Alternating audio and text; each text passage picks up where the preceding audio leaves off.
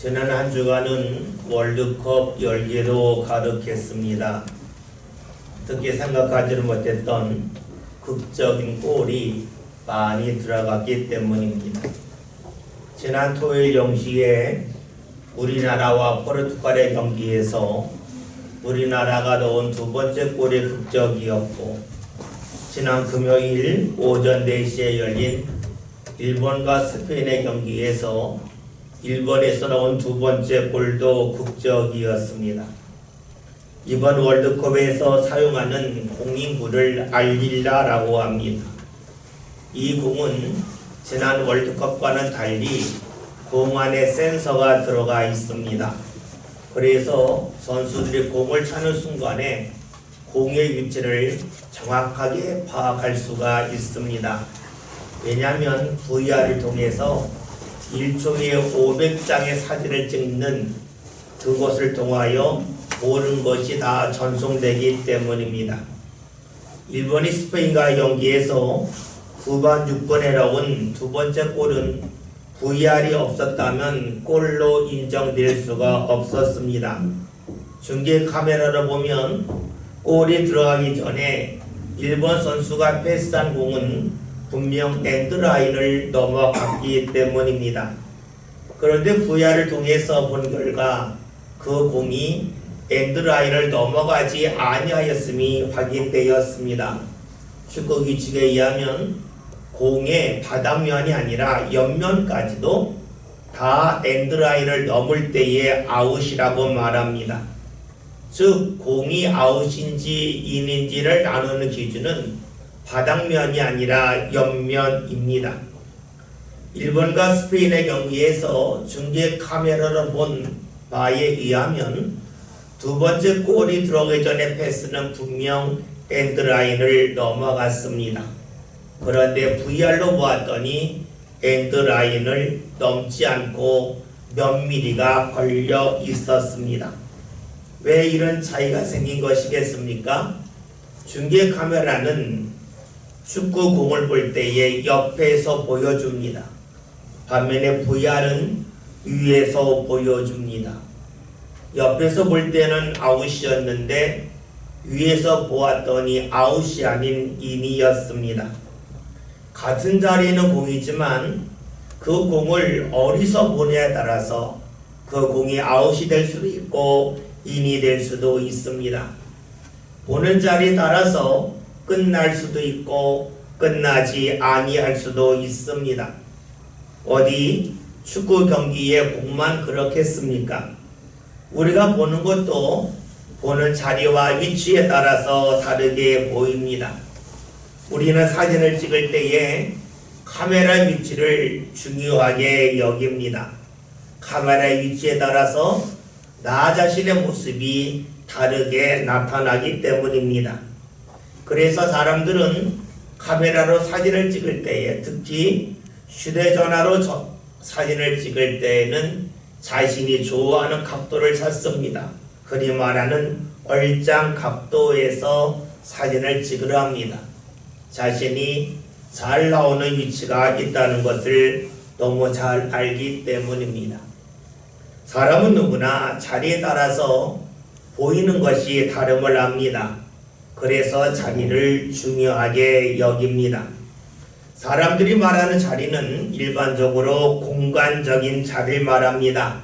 그런데 자리는 공간적인 자리만 있는 것은 아닙니다. 지난 토요일 0시에 우리나라와 포르투갈의 경기를 보면서 마음이 졸였습니다. 특히 후반 45분이 지날 때까지로 그랬습니다. 여러분이 다 익히 알고 있듯이 후반 45분까지 우리나라는 1대1의 경기를 하고 있었습니다. 추가 시간은 6분이었습니다. 그러자 해설자가 이런 이야기를 했습니다. 6분이면 한 골을 넣기 충분합니다. 그런데 좀 더 추가 시간이 길었으면 좋겠네요 라고 말했습니다. 왜냐하면 우리나라는 한 골이 절실했기 때문이죠. 그런데 추가 시간 1분 만에 손흥민 선수의 도움을 받은 황희찬 선수가 골을 넣었습니다. 이제 남은 추가 시간은 5분이었습니다. 그러자 해설자의 말이 갑자기 바뀌었습니다. 5분이 너무 길다고 말합니다. 저 역시도 그랬습니다. 그런데 생각해 보니까 이성적으로 틀린 말이었습니다. 6분은 짧고 5분은 길다고 말하는 것은 분명 틀린 말이기 때문입니다. 논리적으로 말한다면 6분은 길고 5분은 짧아야 합니다. 그런데 당신은 달랐습니다. 5분이 길게 느껴졌고 6분은 짧게 느껴졌기 때문입니다. 왜 이런 현상이 일어났겠습니까?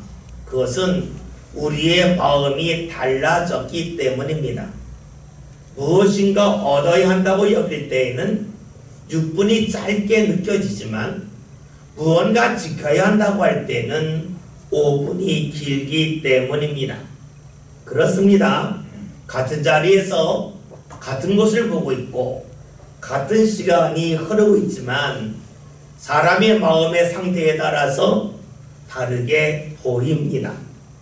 사람들은 공간적인 자리를 말하지만 실제 우리 삶 가운데는 공간적인 자리보다 마음의 자리가 더 크게 자리를 잡습니다.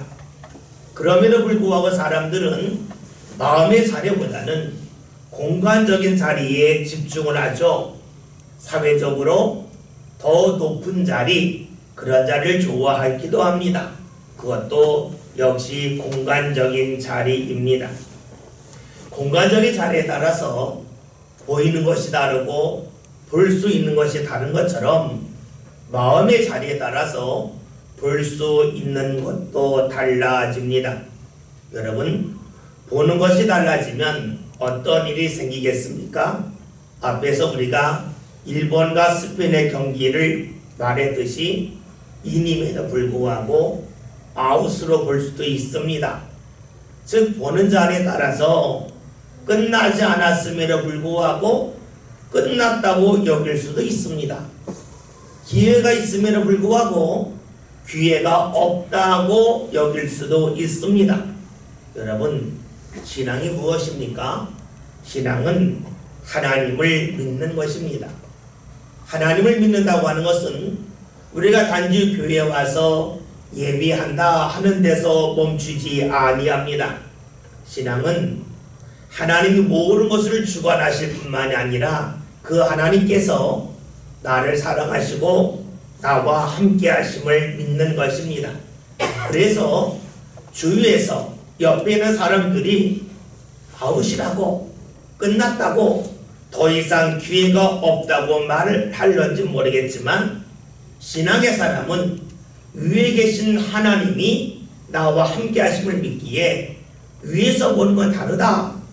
위에서 볼 때에는 아웃이 아니라 인이다.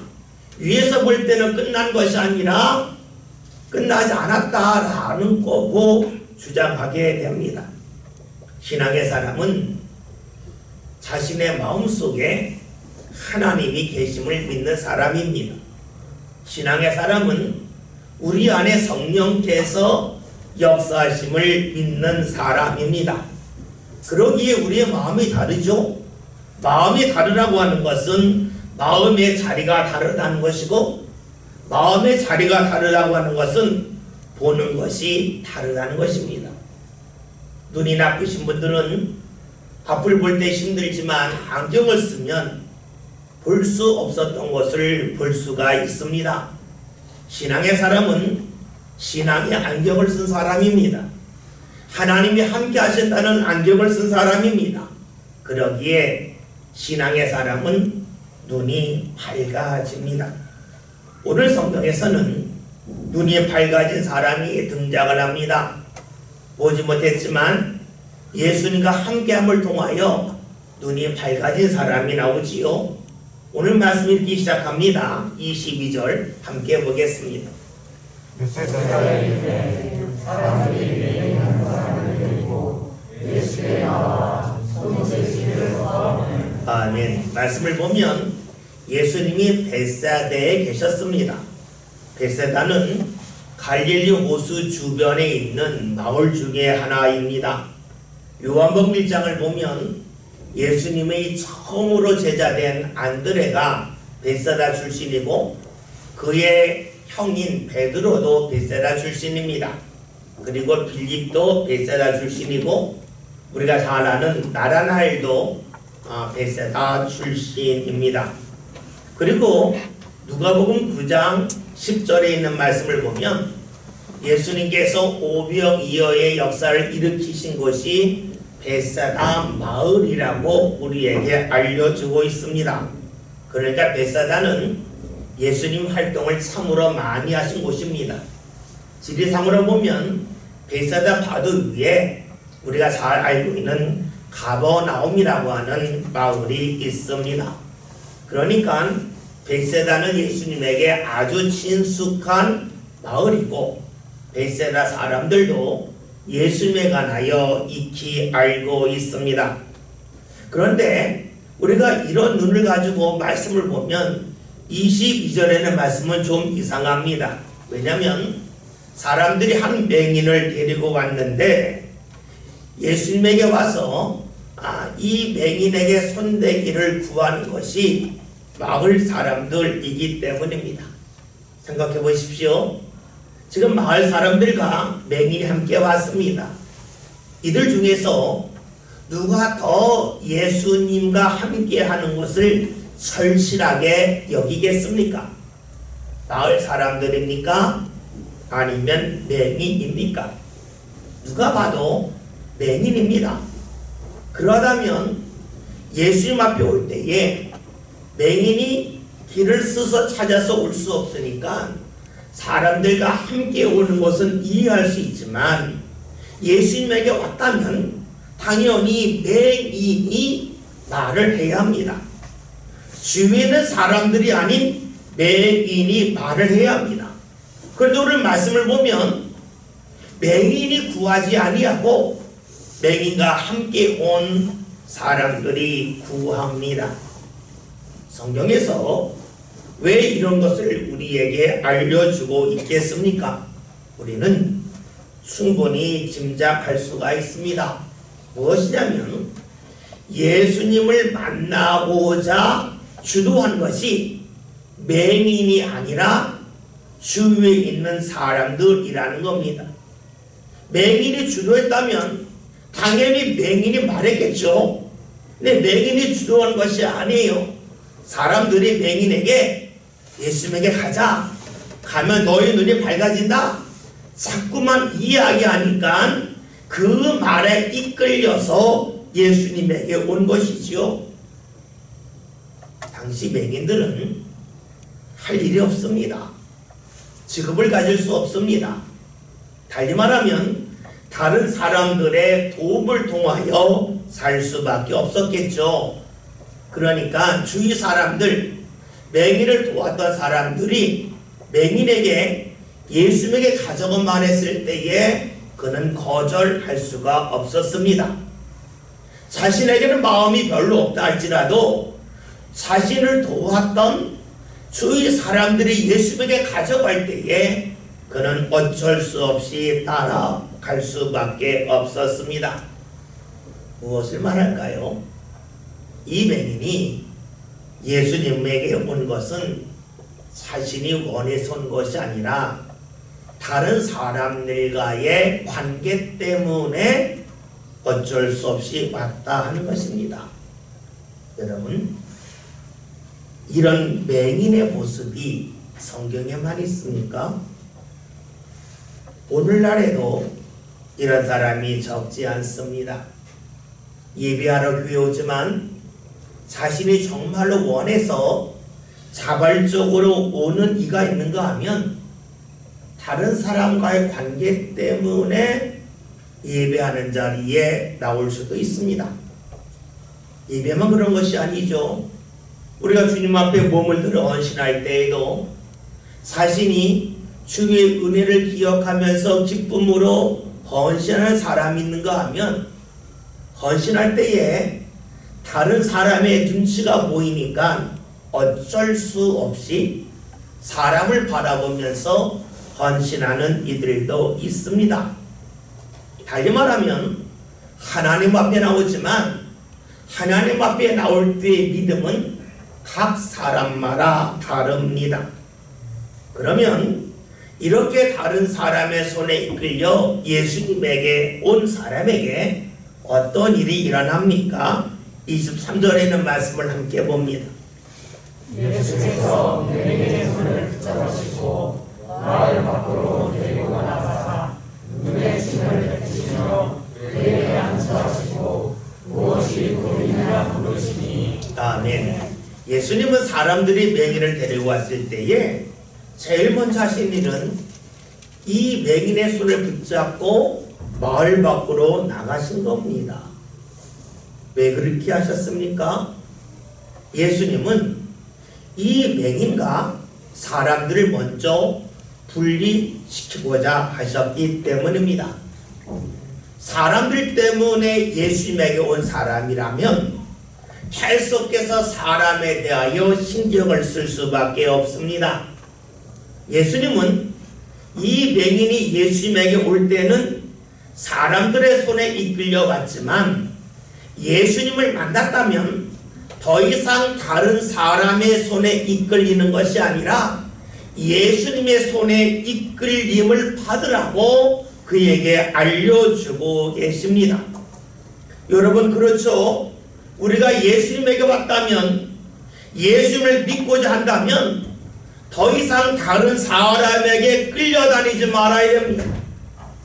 우리가 예비하러 주님 앞에 왔다면 예비하기 전에 나와 관계했던 사람들의 말과 생각에 더 이상 끌려다니면 안 된다는 것이지요.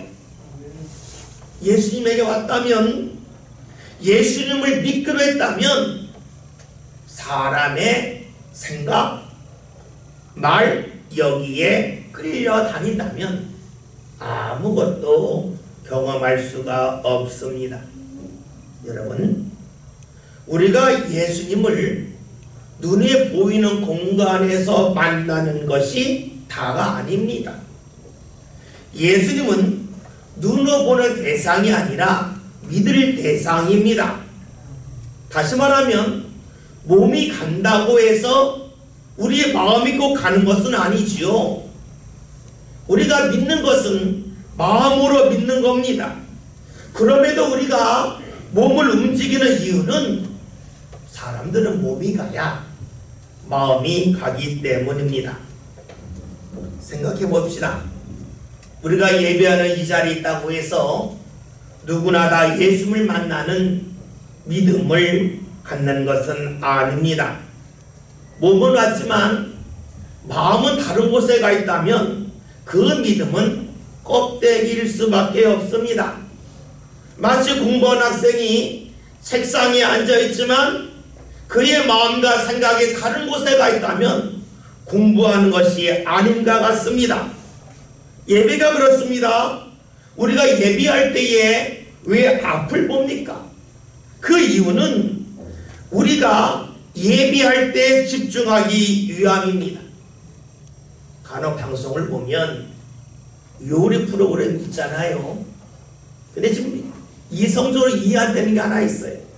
맛있는 요리를 해주고 먹어보라고 하면 먹는 사람이 눈을 감아요.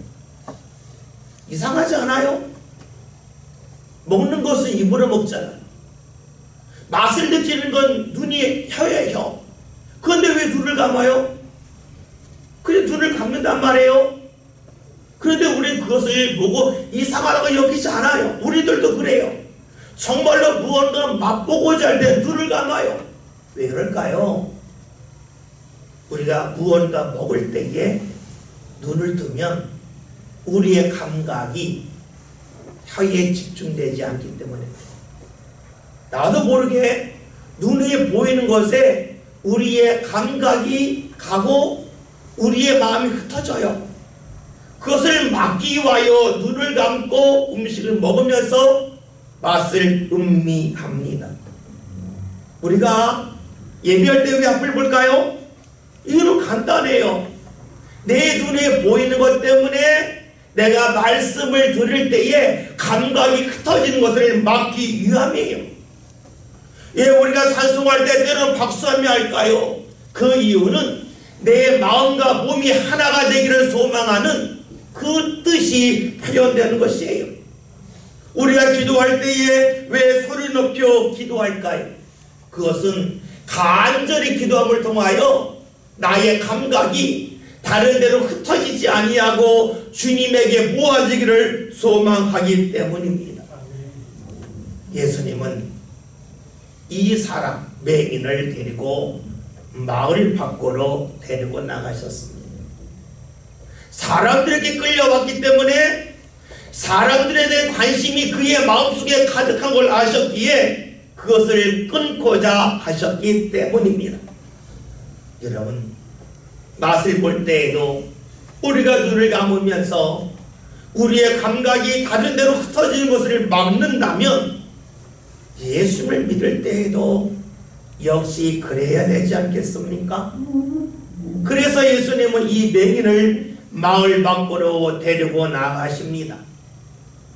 예수님을 믿을 때에, 아니 우리가 예비할 때에 예수님에게 집중해야 된다는 것을 누구나 압니다. 예비할 때에 내가 지금까지 살아왔던 삶의 생각과 방식을 끊어야 함을 압니다. 머리로 압니다. 그러나 여러분, 우리가 머리로 아는 대로 사는 것은 아니지 않습니까? 머리로는 알지만 몸이 따르지 못하는 것이 우리의 현실입니다. 우리가 사는 것이 힘들다고 말하죠? 왜 힘들까요? 경제적으로 어려워서 몸이 좋지 않아서 힘들 수도 있지만 대부분은 거기 있지 않습니다. 내가 마음 먹은 것과 사는 것이 일치되지 않기 때문입니다. 마음에서는 이렇게 살아야 되는데 하지만 현실적으로는 그렇게 살지 못하는 것이 우리 자신입니다. 그래서 스스로 갈등하죠. 그래서 삶이 힘들다고 말을 해요. 오늘 본문에 나오는 맹인도 역시 그리했습니다. 예수님에게 왔습니다. 사람들의 손에 이끌림을 받아 예수님에게 왔습니다. 그 사람의 손을 예수님이 붙잡고 마을 밖으로 나가시면서 이제는 사람들과의 관계를 끊고 나에게 집중해라, 사람들의 말이 아닌 내 말에 집중해라 하면서 그를 끌고 나가셨습니다. 그로 알았죠. 그에게 하는 결과가 무엇입니까? 23절 24절 함께 봅니다.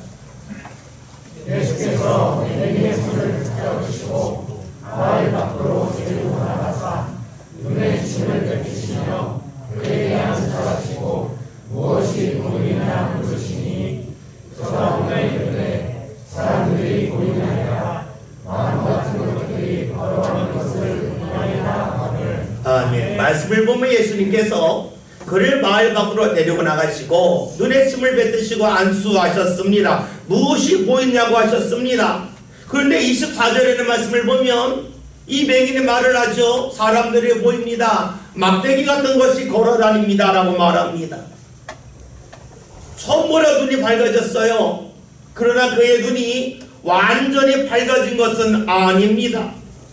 왜 이런 현상이 나타났겠습니까? 예수님의 능력이 과거보다 떨어졌기 때문이겠습니까? 달리 말하면 배터리가 사용하면 사용할수록 배터리의 성능이 떨어지듯이 예수님의 능력도 떨어졌기 때문이겠습니까? 그렇게 보는 사람이 있을 수 있습니다. 그러나 우리는 앞에서 살핀 것처럼 이 맹인이 예수님에게 올 때에 자신이 원해서 자신의 믿음을 가져온 것이 아니라 사람들에게 이끌림을 받아 왔다는 사실을 잘 알고 있습니다. 예수님에게 왔지만 그는 예수님에게 온전히 집중할 수 없었습니다. 사람들의 말을 듣고 예수님에게 왔지만 그렇다고 해서 그에게 믿음이 한 번에 자리 잡는 것은 아닙니다. 그의 몸은 예수님과 함께 했습니다. 그러나 그의 마음과 생각은 온전히 주님과 함께 할 수 없었습니다. 마음에 구멍이 있었던 거죠. 여러분, 구멍이 난 그릇에 물을 부으면 어떻게 되겠습니까? 물이 줄줄 새고 맙니다. 주의 은혜도 역시 그러합니다. 우리가 믿음으로 준비하지 못한다면 우리의 마음의 삶에 수많은 구멍이 생기죠. 주께서 많은 은혜를 부어주신다 할지라도 그 은혜가 줄줄 새어갈 수밖에 없습니다. 그 결과가 무엇입니까? 오늘 말씀을 보면 맹인의 눈이 밝아지긴 밝아졌지만 온전히 밝아지진 않았습니다. 알 수 있는 것이 있어요.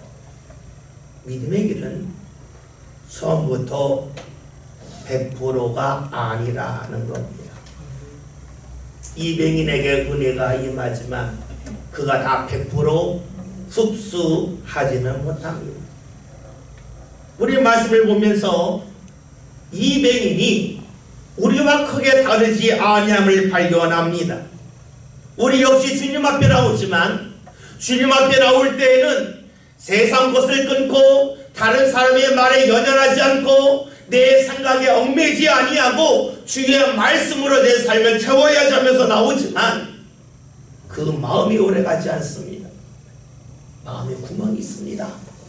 그래서 말씀을 들을 때에 주의 은혜가 임하지만 그 은혜가 줄줄이 새어가고 맙니다. 맹인의 모습이 우리의 모습과 크게 다르지 아니합니다.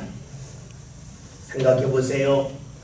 여러분이 누군가에게 열심을 다하여 가르치고 있는데 그가 잘 듣지 않습니다.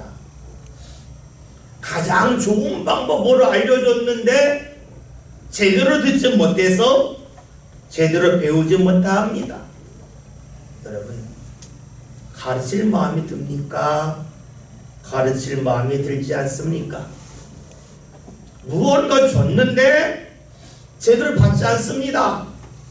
또 주고 싶습니까? 주는 것을 중단하고 싶습니까? 아마 대부분의 사람들은 더 이상 주려고 하지 않을 겁니다. 더 이상 가르치려고 하지 않을 겁니다. 이제 받는 입장에서 생각해 봅시다. 맹인은 예수님을 통해서 눈이 어느 정도 밝아졌습니다. 처음 예수님을 만날 때에 비하면 너무 좋아졌습니다. 사람들의 손에 이끌려야만 예수님에게 왔지만 이제는 눈이 어느 정도 밝아져서 스스로 걸어 다닐 수 있습니다. 얼마나 좋습니까? 이것으로 충분하다고 여길 수 있습니다. 그리고 그 자리에서 벗어날 수 있습니다. 왜 이런 말씀을 드릴까요? 오늘 우리가 그럴 때가 너무나 많기 때문입니다. 어려우면 주님을 찾습니다. 내가 원해서 찾을 때도 있고 주위 사람들의 권고를 듣고 마치 맹인이 다른 사람의 손에 이끌려 왔듯이 우리도 그런 방법으로 주님 앞에 나올 수도 있습니다. 주님 앞에 나왔습니다. 어느 정도 주의 은혜가 임해서 손보라 좀 나아졌습니다. 전혀 앞을 보지 못했는데 앞을 어느 정도 봅니다. 우리가 흔히 하는 말로 한다면 숨쉬기조차 어려웠는데 이제 숨쉴만 합니다. 그러면 어떻게 합니까? 됐다, 이제 숨쉴만 하다 하는 마음 들면서 주님을 찾는 우리의 열정도 줄어들고 그리고 발걸음도 줄어들지 않습니까? 이 정도면 충분하다는 겁니다. 그래서 어느 정도 은혜를 받고 나서 오늘 말씀대로 한다면 눈이 밝아져서 어느 정도 앞이 보여서 사람들이 움직이지만 막대기와 같지만 어느 정도 보이는 그 상태에 우리가 이럴 수 있습니다. 그 순간이 되면 우리 달라지죠. 기도하는 것이 줄어들어요. 헌신하는 것이 줄어듭니다. 그 전에는 주님 앞에 나올 때 문제되지 않았던 것들이 이제는 문제가 됩니다. 힘들 때는 추웠던 것이 문제가 아니었어요. 그런데 어느 정도 눈이 밝아지면 추운 것이 문제가 돼요. 과거에는 내가 움직이기 힘든 것이 문제가 아니었어요. 그런데 어느 정도 은혜 받고 나면 움직이기 힘든 것이 문제가 돼요. 시간이 부족한 것이 문제였는데 그 문제가 과거에는 뛰어넘는 문제였어요. 그러나 은혜가 어느 정도 임하면 그것이 뛰어넘을 수 없는 문제로 다가오기도 합니다. 오늘 말씀에서 우리는 이 맹인이 예수님의 안수함을 통해서 눈이 어느 정도 밝아진 것까지 보았습니다. 성경은 여기서 멈추지 않습니다. 계속해서 우리에게 말씀해주고 있죠. 25절에는 말씀을 봅니다. 이에 그 눈에 다시 안수하시매 그가 주목하여 보니 나와서 모든 것을 밝히 보는 줄 알아. 아멘. 우리의 말씀에 놀랍니다. 크게 놀람이 하나는 무엇이냐면 예수님이 이 맹인을 향하여 계속해서 안수했다는 겁니다. 다시 말하면 이 맹인을 포기하지 않았다는 겁니다. 주님이 은혜 주셨건만 그 은혜를 그가 온전히 받지 못했습니다. 은혜가 구멍났습니다. 그렇다면 우리는 책망할 만합니다. 예수님이 너 다시는 이렇게 은혜를 구멍내지 마라.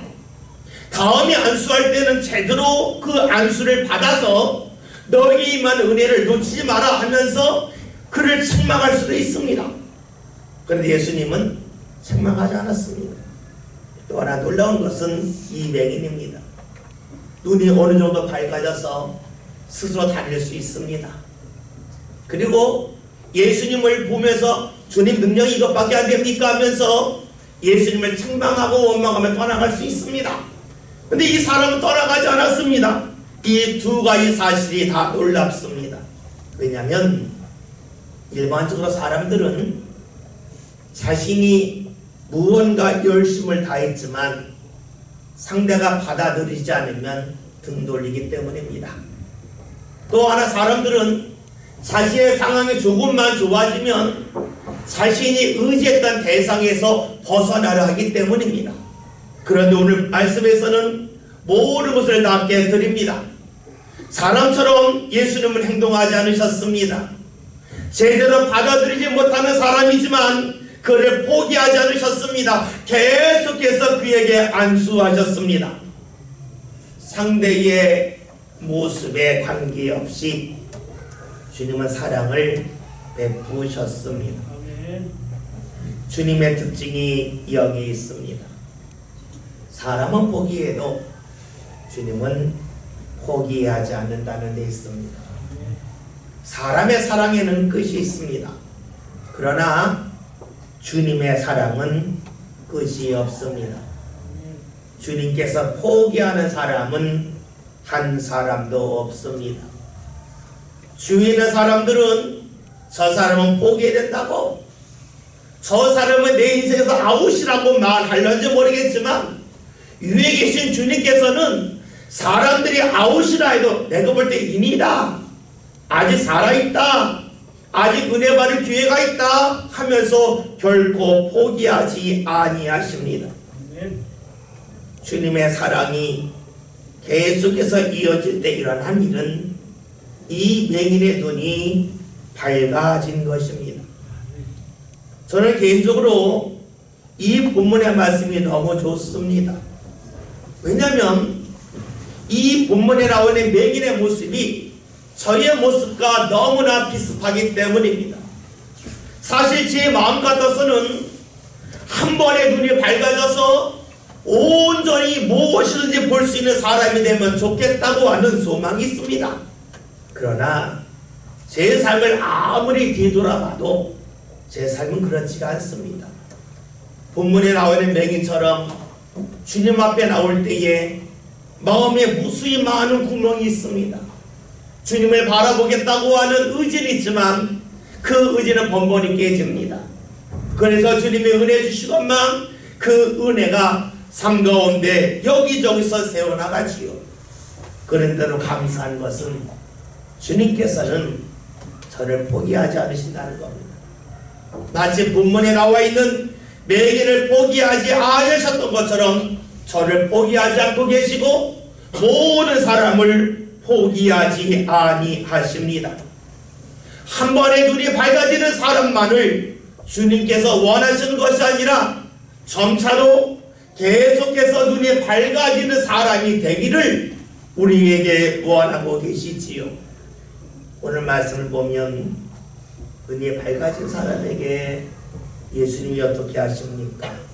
26절에는 말씀을 함께 봅니다.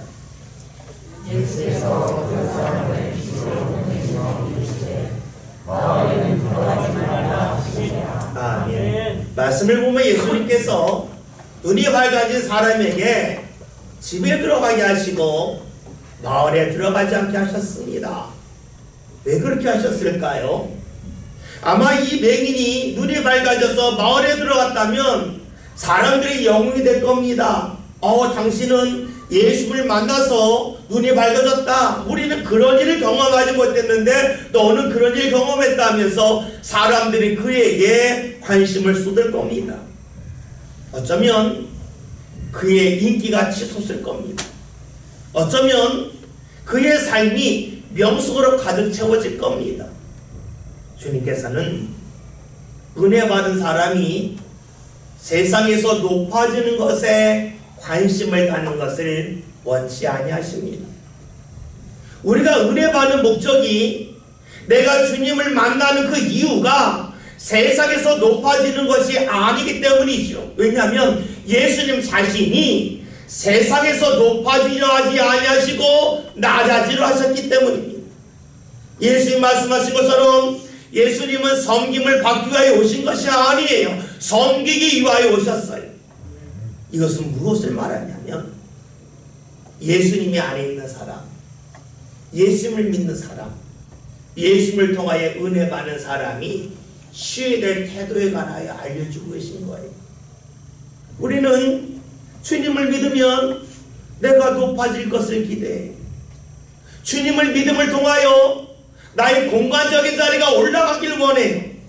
내가 주님을 믿음을 통하여 내 명성이 높아지길 원해요. 그런데 내가 믿는 주님은 그렇게 살지 않으셨어요. 주님께서는 그러하기에 이 맹인에게 마을에 들어가서 높아지려 하지 말고 네 집으로 가라는 겁니다. 그 집에 누가 있습니까? 그가 맹인이었을 때에, 그가 힘들었을 때에 그를 도왔던 가족이 있습니다. 그 가족들에게 눈이 밝아졌으니 이제 받았던 사랑을 돌려주라는 것 아니겠습니까? 섬김을 받으며 살아왔는데 이제는 섬기라는 것 아니겠습니까? 왜요? 그것이 정말로 복된 일이기 때문에 그래요.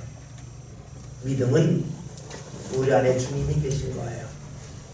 주님이 계심을 통하여 우리의 보는 삶의 자리가 달라지는 것을 말합니다. 오늘 주님께서 우리에게 원하시는 것은 주님이 우리 안에 계심을 통하여 눈이 밝아지는 것입니다.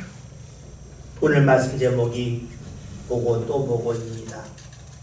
우리가 주님을 믿음을 통하여 주님이 나와 함께 하심을 통하여 우리의 눈은 분명 밝아집니다.